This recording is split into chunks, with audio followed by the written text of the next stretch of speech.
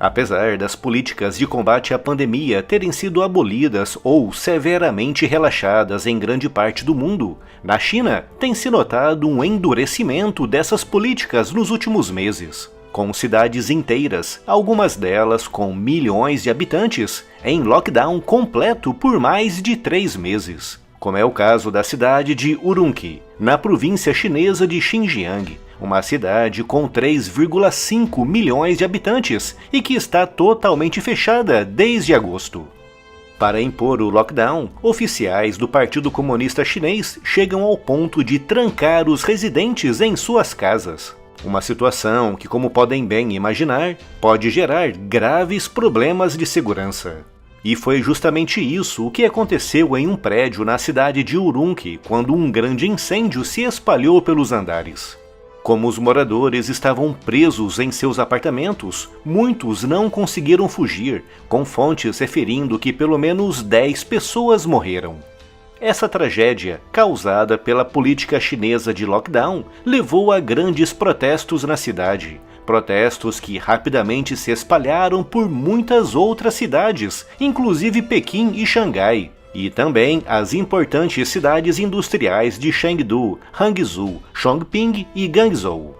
De acordo com as imagens e relatos que chegam da China, a população está pedindo o fim da política de lockdown imposta por Pequim. Mas nos últimos dias, principalmente desde este sábado, dia 26 de novembro, muitos manifestantes começaram a atacar o próprio regime comunista, com alguns manifestantes pedindo mais liberdade, mais direitos humanos e até mesmo a renúncia de Xi Jinping, recém-eleito para um 3º mandato à frente dos destinos da China.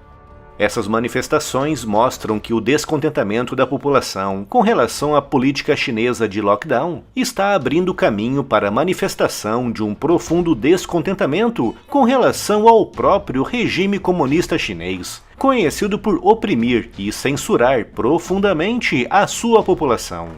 Isso significa que Pequim está perdendo o controle? A resposta do governo chinês aos protestos está mostrando que, de fato, Pequim está com muito receio de perder o controle.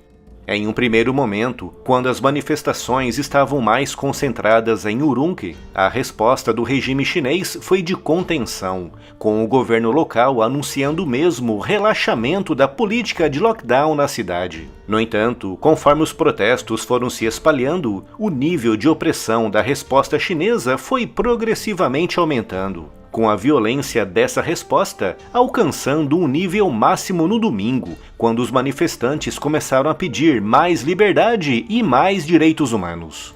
Naquele momento, Pequim deve ter se conscientizado que as manifestações, que começaram como um protesto contra as medidas de lockdown, poderiam rapidamente fugir do controle e escalar, assumindo proporções como as manifestações estudantis na Praça Tiananmen, em Pequim, em 1989. Manifestações que deixaram um número estimado de mais de 1.000 estudantes mortos, um evento tão terrível que o Partido Comunista Chinês o apagou da história, punindo com prisão quem ousar se referir a ele.